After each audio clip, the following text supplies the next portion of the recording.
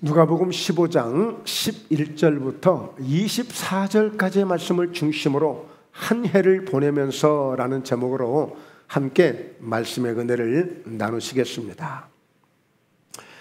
우리 사랑하는 성도님들 어떠세요? 한 해를 돌아보시면서 혹시 후회 막심한 일들이 있으시던가요?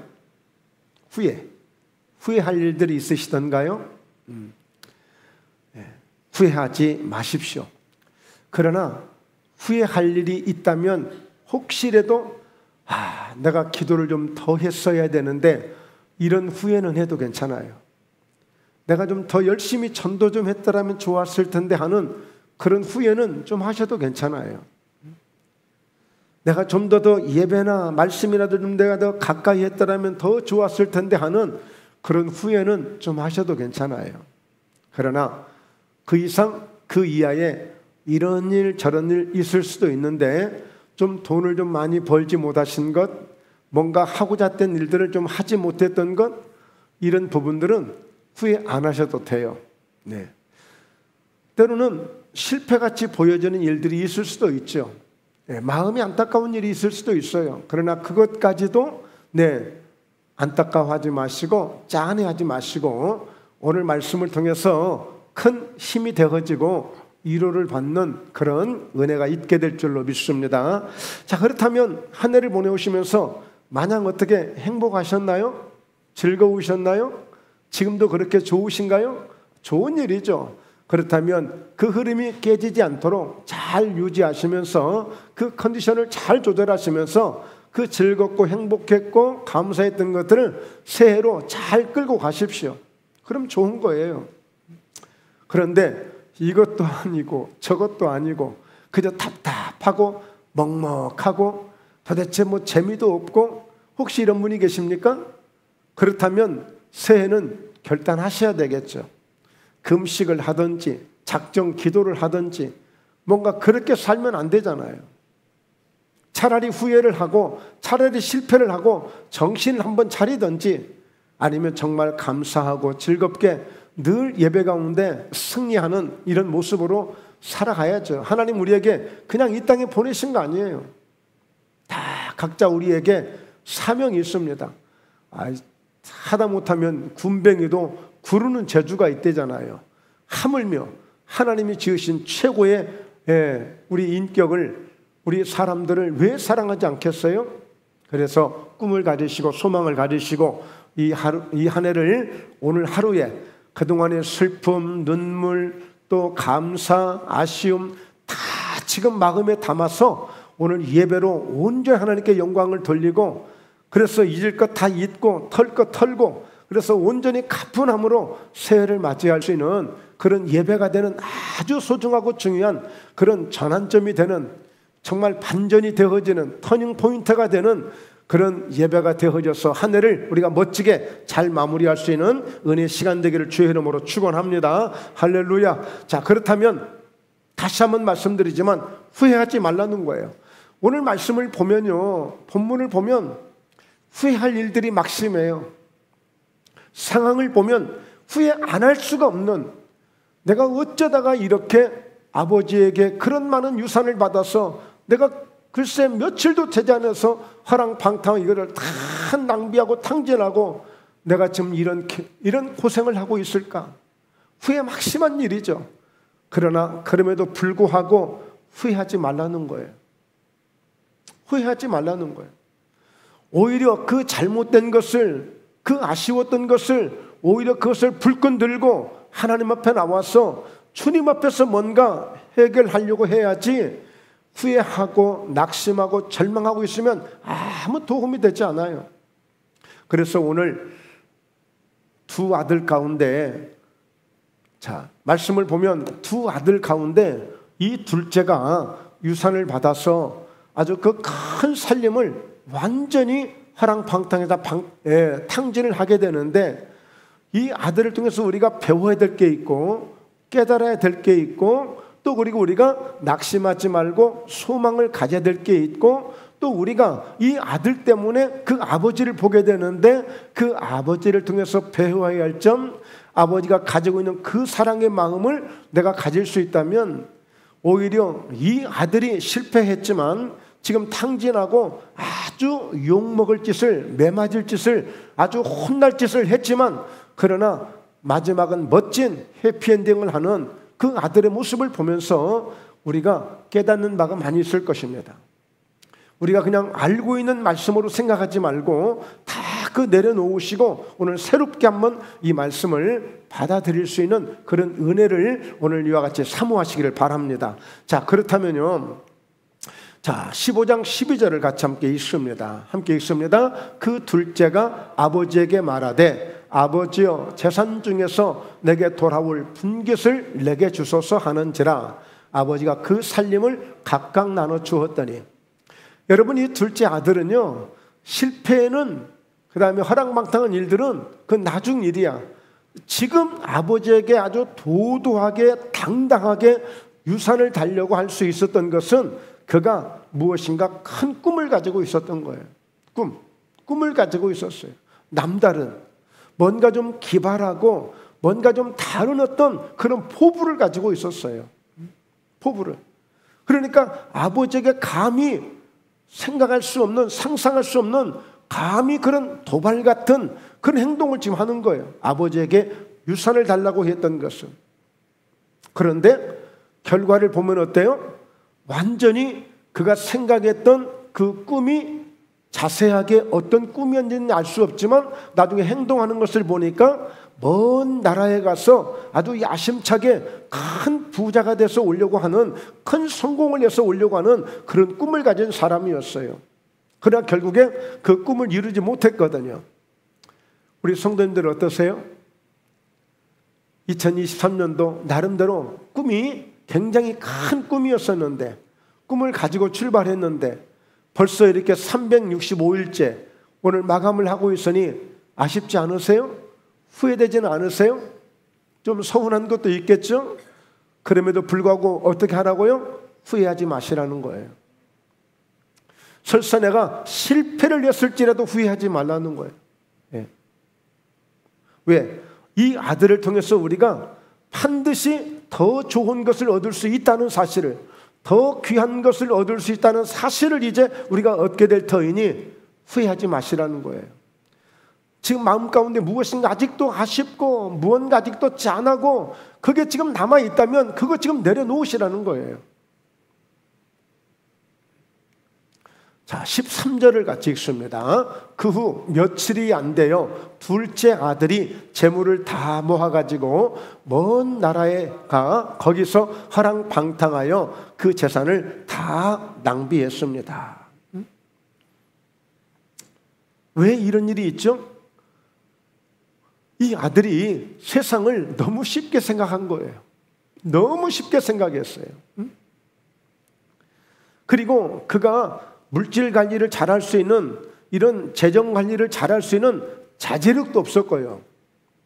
그리고 뭔가 다가오는 이런 유혹이나 어떤 이런 세상의 어떤 이 유혹을 물리칠 수 있는 일은 전혀 그런 준비도 되어 있지 않고 그냥 무방비 상태에서 내가 돈만 가지고 가면 저절로 돈이 벌어진다고 생각하고 돈만 있으면 그냥 돈이 그냥 들어온다고 생각하고 있는 정말 너무나도 철부지 같은 그런 정말 부족했던 친구예요. 여러분, 우리가 이렇게 세상을 너무 쉽게 생각하는 경우도 있어요. 그냥 내가 뭘 하면 그냥 금세라도 뭐가 내 마음대로 될 것처럼 생각하는 이런 것들이 있거든요. 그러나 그렇지 않습니다. 정말 세상은 냉정한 곳이고 세상은 정말 무서운 곳이고 정말 전쟁을 치르듯이 해야만 될 수 있는 것이 세상이에요.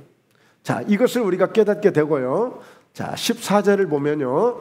다 없앤 후 그 나라에 크게 흉년이 들어 그가 비로소 궁핍하게 된지라. 어떻습니까?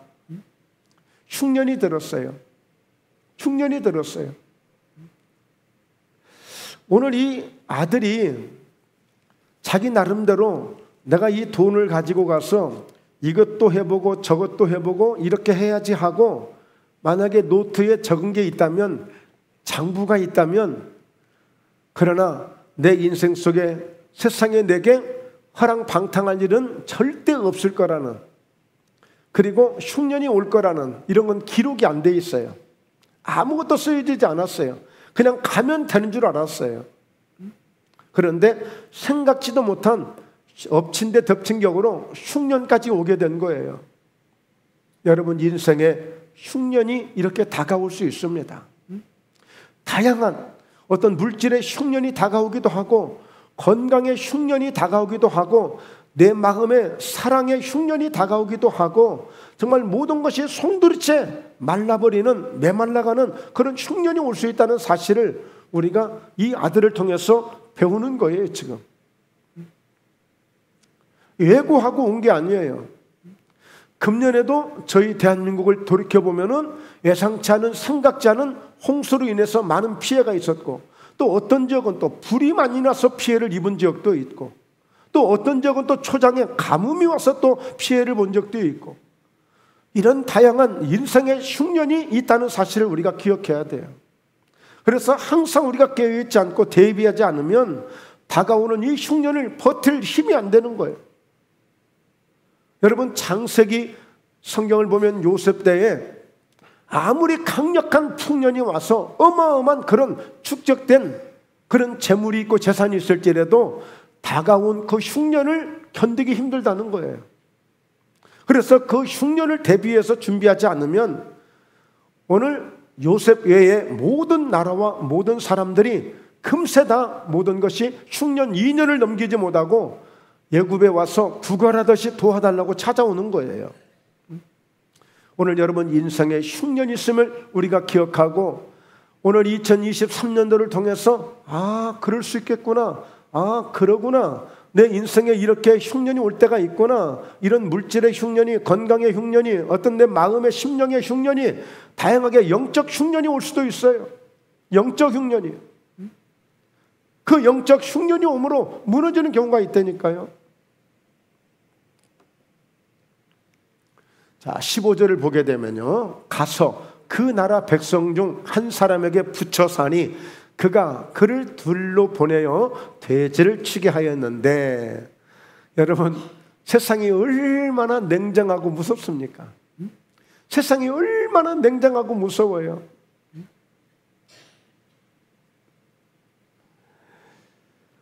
특히나 오늘 백성 중 한 사람에게 붙여 사는데 그가 들로 보내서 돼지를 치게 하는 것은, 여러분이 이스라엘 사람들은 돼지를 부정하게 여기기 때문에요, 바로 그런 직업을 가진 사람이 없어요. 그러니까 누가 갔느냐, 이렇게 떠돌이들이나 실패한 사람들이나 이방인들이나 그들을 들로 보내서 이 돼지를 치게 하는 거예요. 완전히 버림받은 인생이 되는 거예요. 세상이 이런 곳이에요. 그래서 사실은 돈을 벌려고 하는 것이고 성공하려고 하는 것이죠. 그래서 좋은 회사를 들어가려고 하는 것이고, 그만큼 세상이 무서운 곳이기 때문에 우리 어린 사랑이부터 시작해서 준비를 잘 해야 되는 거예요. 지금 이 아들은 세상이 이렇게까지 무서운 줄 몰랐어요. 늘 아버지 밑에서 호의호식하고 평안하게 잘 살다 보니까 그냥 다 사회가 그냥 저절로 굴러간다고 생각한 거예요. 여러분, 우리 교회도 마찬가지예요. 교회도 냉정합니다. 교회도 냉정해요. 보이지 않는 그런 영적 전쟁들이 있고 치열하고요. 그래서 우리가 더 깨어서 기도해야 되고, 그냥 교회를 적당히 지키려고 해서 안 돼요.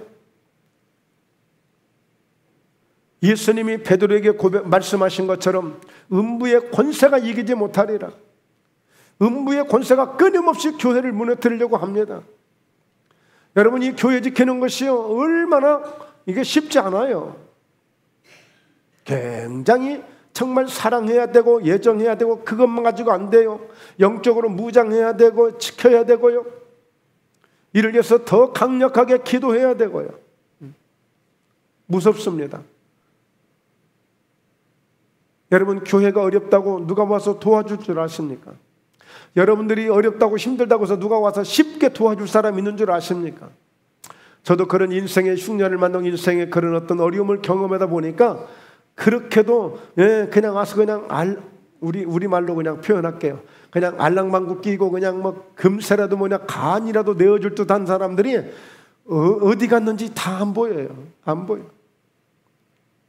정말 삭막할 정도로 너무 냉정하고 무심하더라고요. 그러나 오늘 이 아들은 이런 고난을 통해서, 이 고통을 통해서 세상의 쓴맛이 얼마나 쓴가를 지금 맛보고 있는 거예요. 자, 이어서요 16절을 봅니다. 그가 돼지 먹는 쥐염 열매로 배를 채우고자 하되 주는 자가 없는지라. 정말 세상에서 이렇게 이 정도입니다. 내가 굶어 죽는다고 해도 돌봐줄 사람이 없다니까요. 심지어는 돼지가 먹는 열매까지 그것이라도 먹으려고 하는데 그것마저도 누가 줄 사람이 없을 정도니까. 간혹 보면 이 연말이 되면 쓸쓸한 얘기도 있는가 하면 좋은 이야기도 또 많이 기사가 뜹니다. 얼굴 없는 천사들이 여기저기에서 뭐 돈 뭉치를 놓고 가기도 하고 큰 선물을 놓고 가기도 하고, 네, 이런 일들이 없잖아 있거든요.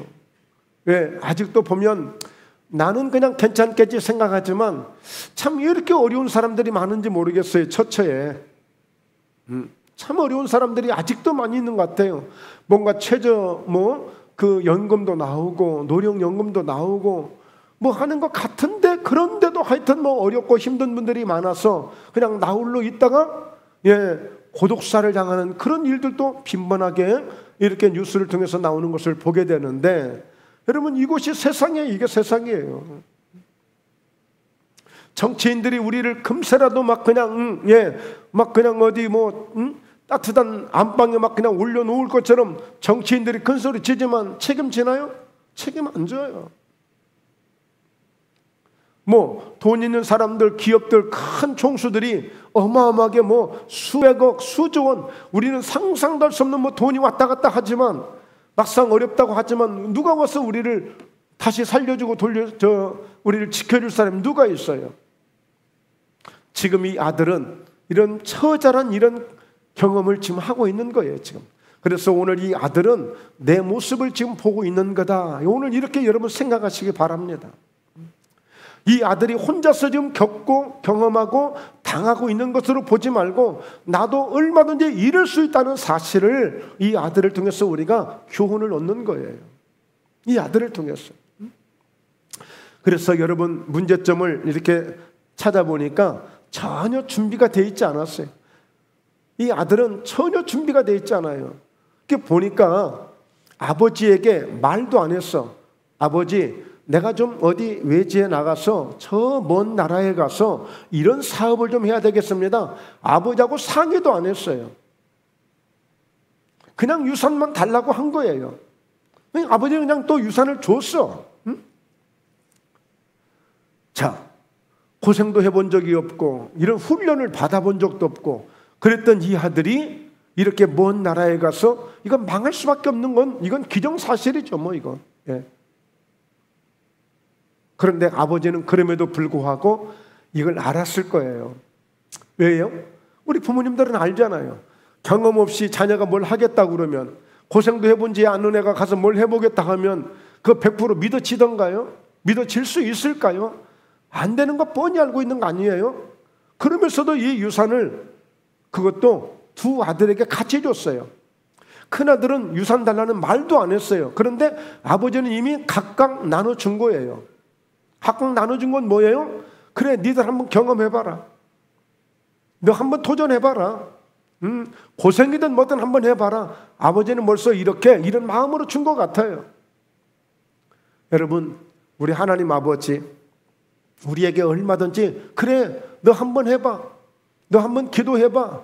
가서 한번 전도해봐. 한번 뭔가 선교도 해봐. 우리 하나님 얼마든지 우리가 하고자 하면 하게끔 하시는 분이 하나님이세요. 그래, 믿음으로 한번 행동해봐. 믿음으로 한번 선포해봐. 믿음으로 한번 질러봐. 얼마든지 하나님이 원하시는 분이시지, 야야야, 네 믿음 가지고 되겠냐? 오히려 주님은 담대하라, 강하고 담대하라. 그래, 걱정 말고 가, 선포하고 가. 오히려 하나님 아버지는 그렇게 우리에게 할 수 있게끔 만드시는 분이에요. 원하시는 분이에요. 우리가 그냥 초조하고 주저주저하고 우리가 망설이는 거지, 하나님은 얼마든지 우리에게 기회를 100분 활용하도록 하시는 분이에요. 보니까 이 아버지가 이 아들에게 지금 그렇게 베풀고 있는 거예요. 많은 재산이라고 했어요. 전혀 상의도 하지 않고. 자, 그러니까 여러분, 이 아들이 달라고 했을 때 큰아들까지 정말 아버지가 망설이지 않고 즉시 며칠이 안 돼서 다 이렇게 나눠주게 된 거예요. 그러나 결국에 이 아들은 그야말로 망하고 말았어요. 실패하고 말았어요. 그럼에도 뭐 하자? 후회하지 말자는 거예요. 여러분, 그러므로 오늘 이 한 해를 보내면서 참 짠하다, 아쉽다, 후회하지 마세요. 후회하지 마세요. 비록 내가 실패한 일이 있었을지라도, 비록 내가 정말 아무 열매가 없는 것 같았을지라도 우리 후회하지 말고 우리 다음 단계로 넘어갑니다. 자, 어떤 단계일까요? 둘째 아들의 반전이에요. 둘째 아들의 반전. 이 아들이 했던 행동들을 유심히 보시라고요. 아들이 했던 행동들을 우리가 믿음으로 잘 이해를 하시라고요. 그리고 그것을 나에게 적용을 하려고 한번 해보세요. 자, 어떻게 했는지. 자, 15장 17절입니다. 같이 함께 읽습니다. 이에 스스로 돌이켜 이르되 내 아버지에게는 양식이 풍족한 품꾼이 얼마나 많은가. 나는 여기서 줄여 죽는구나. 나는 여기서 들여 죽는구나. 여러분, 가장 중요한 것 중 하나가 스스로 돌이킬 수 있는 이런 엄청난 이런 반전의 역사가 일어나게 된 거예요. 스스로 돌이키는 거. 정말 이거는 쉽지 않은 일이에요. 스스로 깨닫고 스스로 돌이키는 것은 얼마나 어려운 일인지 몰라요. 여러분, 교회에 이렇게 오시게 되면, 예배를 드리시게 되면 뭐 저희뿐이 아니라 온 그리스도인들이 성경은 우리를 회개하라고 말씀하시고 깨달으라고 말씀하시고 뭐 그런 말씀으로 깨달을 수 있는 것들을 엄청나게 강조하거든요. 다 많이 강조합니다. 그러나 이 아들이 스스로 돌이켰다는 것은, 이것은 굉장한 반전 중에 반전이에요.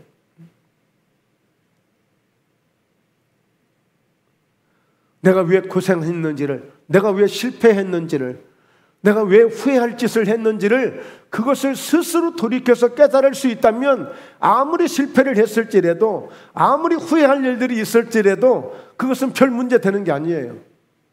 스스로 돌이키는 이 사건을 통해서 더 엄청난 것이 준비되고, 더 엄청난 것이 예비되고, 더 엄청난 것을 얻을 수 있는 그런 하나의 통로를 열어가는 위대한 관문이 될 수 있기 때문이에요. 스스로 돌이키는 은혜.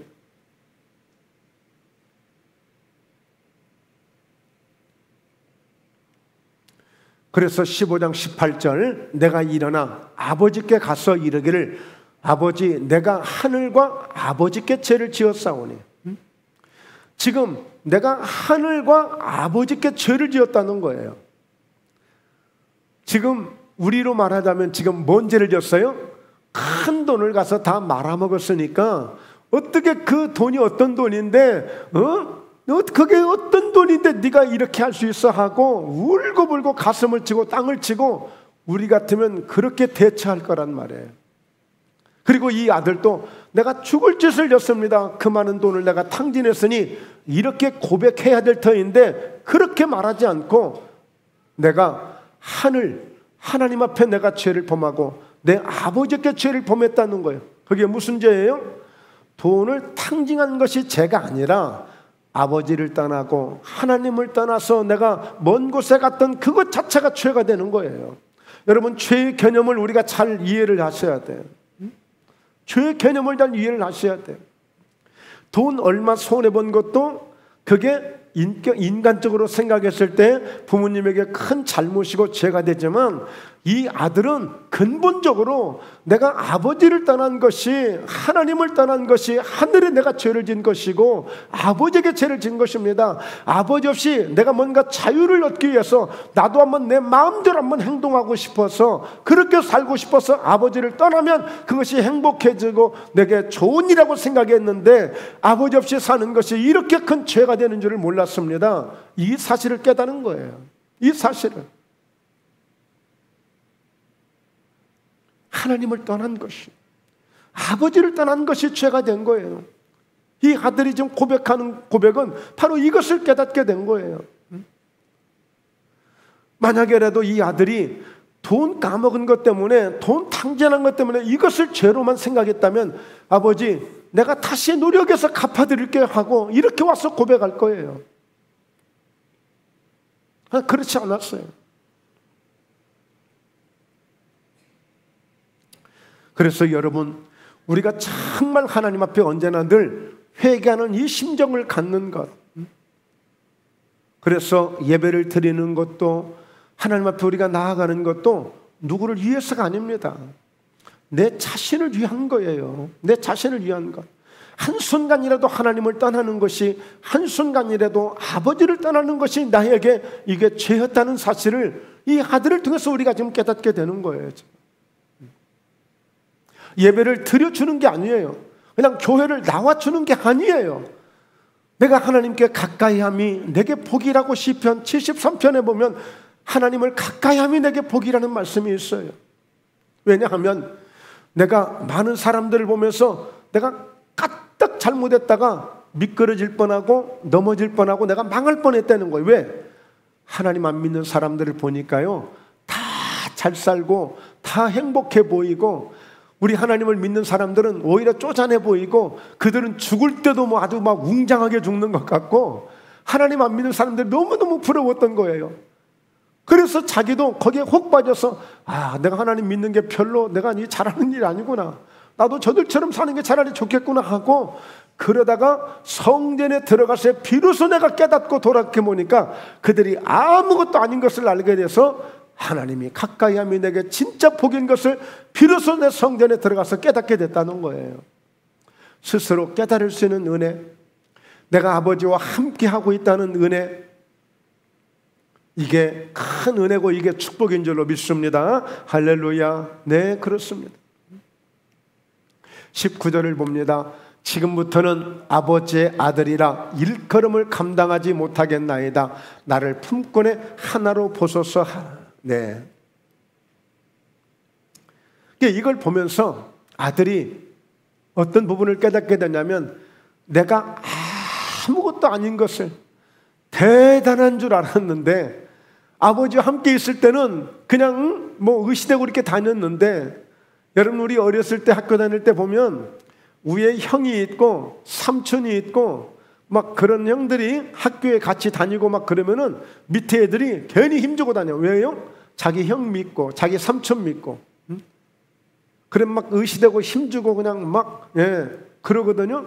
근데 저는요, 위에 형도 없고 삼촌도 없고 아무도 없어가지고 혼자 늘 조용히 보내는 학생이었어. 네, 늘 혼자 조용히 보내는. 그런데 막상 가서 여러분 아무도 도와주는 자 없지, 들로 보내지, 돼지나 치라가지, 먹을 것도 제대로 주지 않지. 야, 내 자신이 얼마나 연약한가를 깨닫게 된 거예요. 오히려 집에 있는 품꾼들이 더 부러워 보이고 더 훌륭해 보이고 더 위대해 보이는 거야. 나는 대단한 줄 알았는데, 그래도 친구 사이에, 그래도 아버지와 함께 동네 살을 때는 막 인정받고 참 멋있다고 그러고, 그래도 나름대로 괜찮은 줄 알았는데 가서 보니까 아무것도 아닌 거야. 그래서 그가 스스로 돌이켜 깨달은 것 중 하나가 뭐예요? 나를 품꾼의 하나 정도로만 생각해달라는, 나도 별거 아니다라는 거예요. 그래서 성경은 교만한 마음을 가지면 교만은 패망의 선봉이 되고, 거만한 마음을 가지면 거만은 넘어짐의 앞잡이가 된다, 이렇게 말씀하고 있어요. 여러분, 하나님이 계시는데 하나님 앞에 우리가 교만할 이유도 없고요, 거만할 이유도 없는 거예요.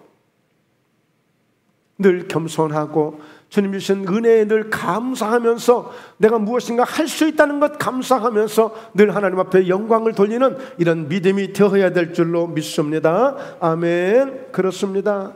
그러면서요, 자신이 이렇게 연약한 것을 알면서 이제 뭔가 아들이 되어갈 자격을 지금 만들어가고 있는 거예요. 이제 진짜 아들 같은 아들이 되려고 만들어져 가고 있고 다듬어져 가고 있는 과정이야 지금 이게 한순간에 좀 이루어지는 일들이, 야, 이게 10년 가도 안 될 일을 30년이 가도 평생이 가도 안 될 일을 이 아들은 정말 기가 막히게 이 과정을 아주 정말 순리대로 잘 지금 겪어가고 있는 거예요 지금.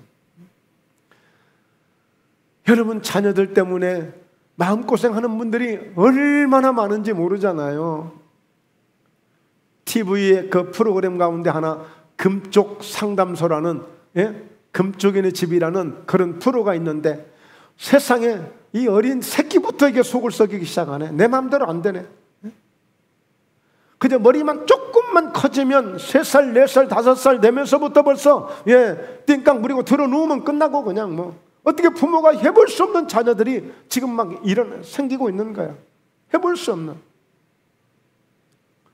여러분, 이 아들은 정말 멋지게 지금 만들어져 가고 있습니다. 제대로 된 아들이 지금 되어가고 있는 거예요 지금. 제대로 된 아들이 되어가고 있는 거예요 지금.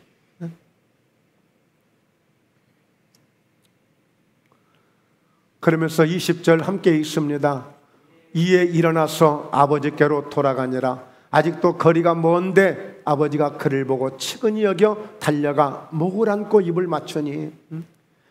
아직 거리가 멀어. 드디어 이제 이 아들이 결단하고 집으로 돌아오잖아요. 이제 품꾼에 하나로 싸달라고 해야지 하면서 이제 그래도 아버지 집밖에 없어. 이 돌아오는 거야. 참 기특하죠.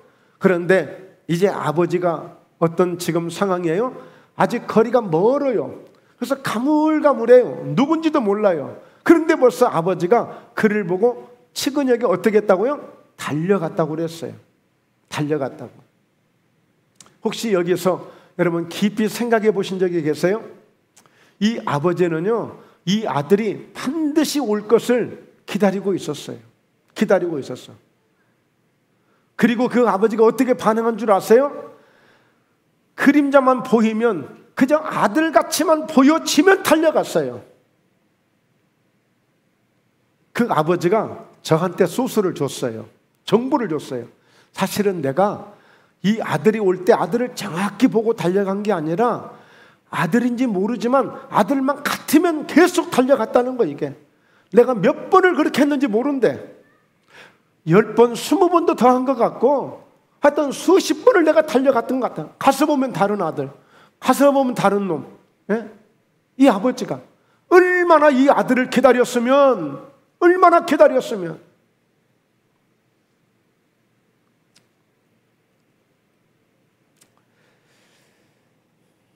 슬픈 얘기 하겠습니다.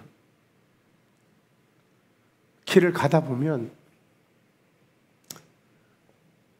어쩔 때 보면 우리 둘째가 오는 것 같아요. 가서 보면 다른 집 딸이에요. 다른 집 딸이에요.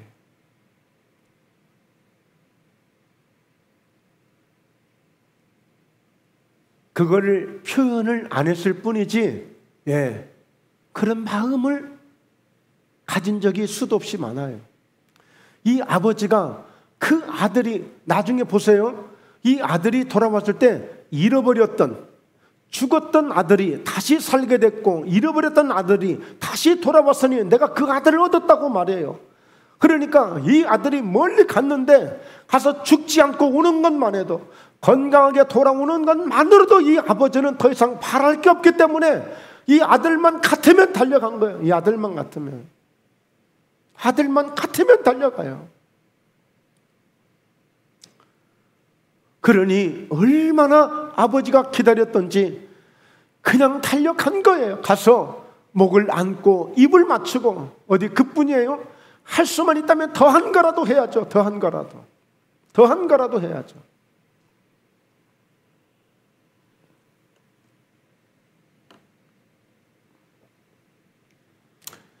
그래서 21절을 보면 아들이 말합니다. 아버지, 내가 하늘과 아버지께 죄를 지었어요. 지금부터는 아버지의 아들이라 일컬음을 감당하지 못하겠습니다. 스스로 돌이켜 진심으로 돌아온 거예요, 이게.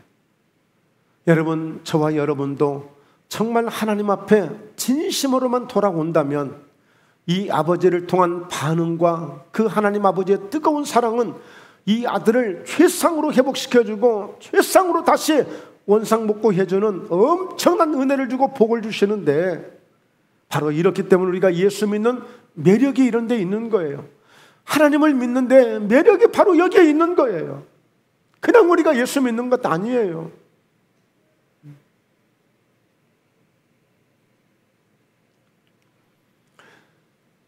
그래서 아버지의 반응과 뜨거운 사랑, 아버지의 그 뜨거운 사랑을 우리가 함께 보겠습니다. 15장 22절, 아버지는 종들에게 제일 좋은 옷을 내어다가 입히고 손에 가락지를 끼우고 발에 신을 신기라. 여러분, 아버지는 당당하게요, 누구에게 시켜요? 종들에게 시켜요. 종들에게. 왜? 아들아, 너는 심부름하는 종이 아니야. 너는 종들을 통해서 네가 좋은 옷을 입을 수 있는 아들이지, 너는 종이 아니야. 종들에게 시키잖아요. 종들에게. 이 좋은 옷을, 제일 좋은 옷을 내어주었다는 것은, 여러분 오늘 또 나름대로 제일 좋은 옷을 입고 오셨죠? 네, 제일 좋은 옷을. 여러분, 제일 좋은 옷은 그 사람이 가지고 있는 신분이에요. 신분이에요. 옷을 보면 그 사람이 어떤 신분을 가지고 있는지가 나와요. 그래서 법관들은 법복을 입고, 재판관들, 소방관들은 또 소방수들의 그 옷을 입고, 의사들은 의사 가운을 입고, 예, 다 이렇게 여러분 옷이 그 사람의 신분을 보여주는 거예요. 성경 속에 보니까 바디메오 소경 거지가 예수님이 부르시니까 자기 겉옷, 거지 옷을 내 던지고 주님께 달려가거든요. 예. 그러니까 좋은 옷을 입혀주는 것은, 보세요, 오늘 야곱의 아들들 가운데 그 형제 요셉은 유독 채색 옷을 지어 입혀주는 12아들이 있었지만 유독 요셉에게는 가장 귀한 옷을 입혀주며 아버지가 그 아들을 얼마나 사랑하는가를 그 옷을 통해서 증명해주고 있었어요. 이 아버지가 가장 좋은 옷을 입혀준 것은, 너는 나의 최고의 아들이야, 너는 종과 달라, 종을 통해서 그 옷을 가져오게 하며 그 종은 너를 심부름할 정도의 종이지, 너는 이 옷을 입을 자격이 있는 아들이야. 제일 좋은 옷을 입혀주는 것입니다. 아버지가. 이것은 결코 나를 품꾼의 하나로 써달라고 말도 안 되는 얼토당토하는 말 하지마 이놈아 하면서, 우리 전라도 사람 같으면 싸대기를 한 대 날렸을 거예요. 이 어디서 네가 말 같지도 않은 말을 한다.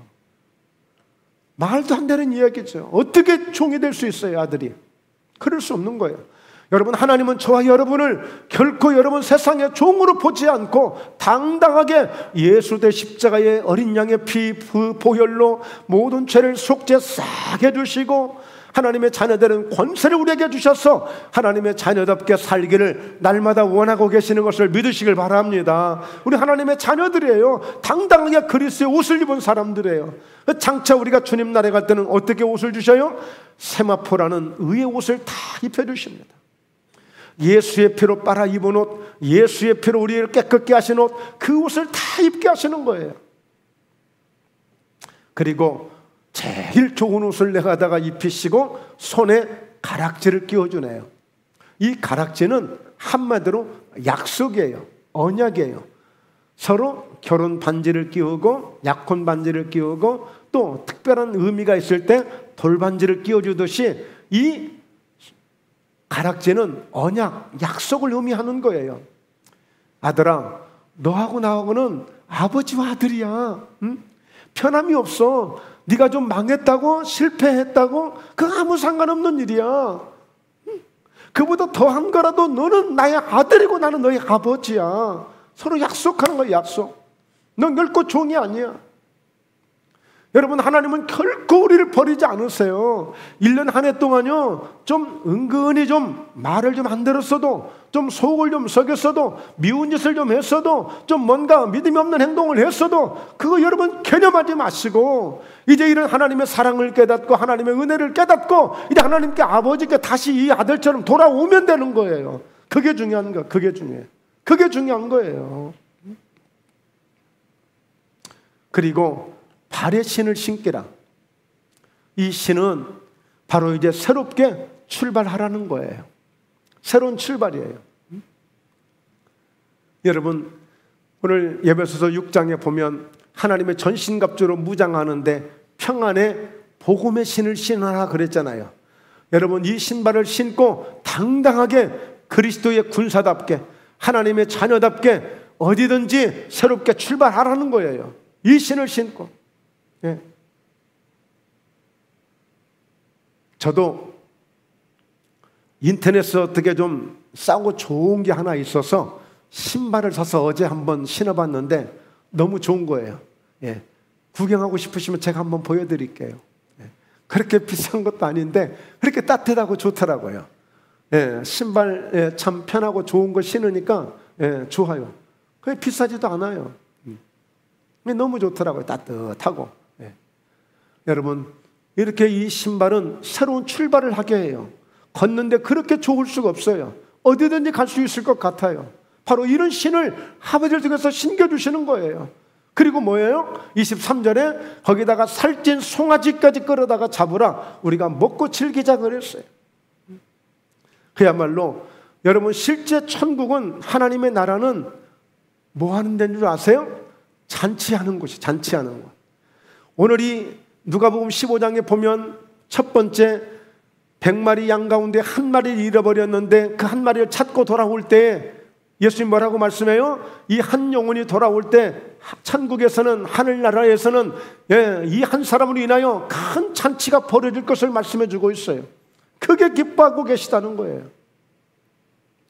또 여러분, 또 어떤 일이 있었습니까? 드라크마라는 그런 어떤 화폐를 잃어버렸는데, 그 귀한 것을 잃어버렸는데 그걸 찾고 이웃들을 불러서 잔치를 해요. 바로 여러분, 이렇게 이 아들이 드디어 이제 성공을 하게 됐는데, 이 성공하게 된 바로 증거가 잔치가 일어나. 그런데 보세요, 실패했을 때는 어때요? 돼지가 먹는 쥐염 열매도 먹을 수가 없어. 여러분, 먹는 거에 인색하지 마세요. 잔치가 많이 일어나야 돼. 목포예담교회가 잔치를 많이 해야 돼. 할 수만 있다면 맨날 먹고 마시고 해야 돼. 할렐루야. 예? 맨날 먹고 마시고 해야 돼. 집에 있는 쌀가마들 다 교회에다 갖다 놓으시고 막 부어라 마셔라 먹어라 해야 돼. 세상 사람들 보세요. 날마다 먹고 마시고 하잖아요. 그 비싼 거.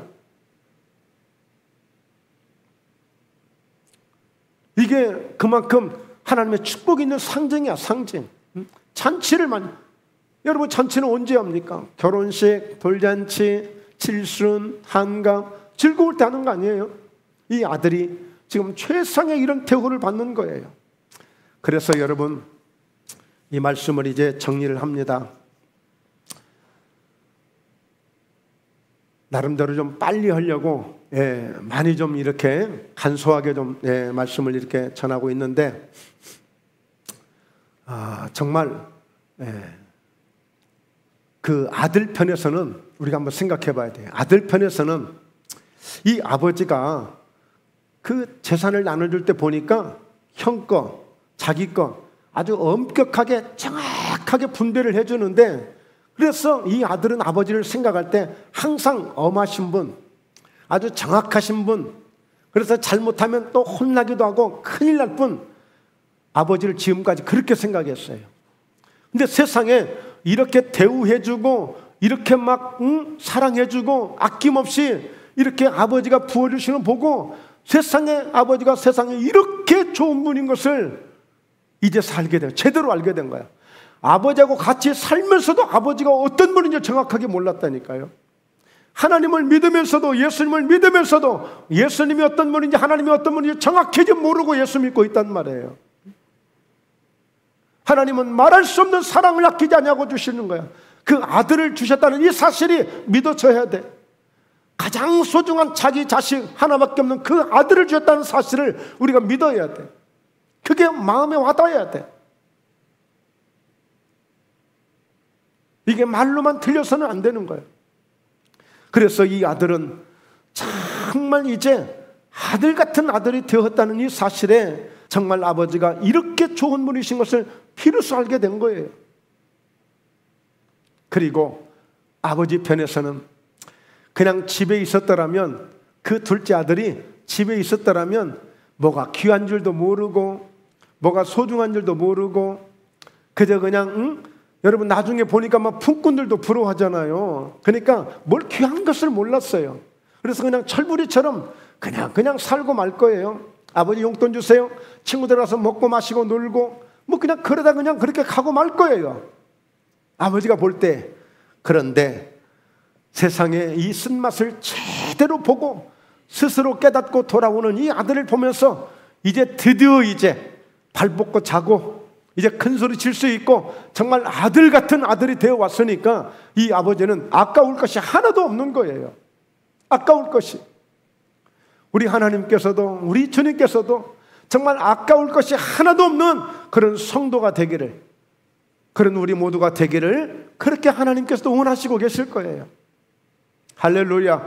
바로 이런 은혜가 우리에게 있게 될 때 금년 한 해 동안에 어떤 슬픔이, 어떤 실패가, 어떤 아쉬움이, 어떤 부족함이 있었을지라도 다시 돌아왔던 이 아들을 교훈 삼아서 우리가 다시 한번 새롭게 의기투합해서 새해를 준비한다면 멋진 24년도가 만들어지고 그렇게 우리 앞길이 하나님 은혜 가운데 활짝 열리는 그런 축복이 있게 될 줄로 믿습니다. 할렐루야. 보십시오. 이네 아들은 죽었다가 다시 살아났으며 내가 잃었다가 다시 얻었노라라고 하잖아요. 그러니까 정말 여러분 얼마나 좋은 일입니까? 죽었다가 다시 살아났고 잃었다가 다시 얻었으니 이 아버지가 뭘 아끼겠어요? 하나님께서도 저와 여러분들을 그래 너 보니까 영적으로 죽어있는 줄 알았는데, 너 하는 거 보니까 너 참 믿음에 관심이 없는 줄 알았는데 아니구나, 이게 뭐 이제 보니까 그게 아니구나. 그래서 더 많은 은혜를 주시고 더 많은 능력을 주시고, 특히나 김택수 목사에게도 그래 네 심정이 그랬구나, 우리 김 목사가 그렇게까지 그런 마음을 가지고 있었구나. 그래서 정말 하나님의 새해는 정말 김택수 목사에게도 목포회담교회도 더 많은 것을 부어주시고 더 많은 은혜를 주시게 될 줄로 믿습니다. 할렐루야. 그래서 우리가 결론적으로 실패를 두려워하지 말라는 거예요. 실패를 두려워하지 말라. 왜요? 여러분 실패를 두려워하면요 아무것도 못해요. 삶에 변화가 없어요. 변화가 생기지 않아요. 결정적 반전 드라마도 만들지 못합니다. 나 예수 믿고 이런 일이 있어, 나 예수 믿고 이렇게 좋아, 이런 게 생기지를 않는다니까. 그래서 아무것도 못해. 조마조마하고 실패를 두려워하면, 실패를 두려워하면 여러분 하나님께서 가장 원치 않는 삶 가운데 하나가 뭔지 아세요? 안주하는 삶이에요. 그냥 적당하게 하는 것. 이거 하나님이 가장 싫어하세요. 이건 뭘 의미하냐면 여러분 고인물에서는요 물고기도 아주 숨가파서 살기 힘들어요. 물고기도 힘들어. 그러니까 하다못하면 금붕어도 그 고인물 가운데 방울을 넣어서 산소를 넣어서 그 살게끔 만들어주지, 고인물 가지고 너 살라 하면 물고기도 못 산다니까. 그러니 여러분 우리가 안주하려고 하면 그곳에서 우리가 영적으로 살아날 수가 없어요. 오늘 끊임없이 예수님은 나는 생수다, 나는 생수를 통해서 네 배에서 생수의 강이 흐르게 할 거야 하고 생수를 계속 공급하길 원하는데, 이 생수를 마시려고 하는 것도 아니고 그냥 나는 고인물이 좋아요, 안주하고 싶어요. 그래서 성경은 이렇게 말씀하는 거예요. 그들이 평안하다 안전하다 할 그때에 임신한 여자에게 해산의 고통이 이름과 같이 멸망이 갑자기 그들에게 이르르니 결코 피하지 못하리라. 그런 믿음 가지고는 안전을 보장할 수가 없는 거예요.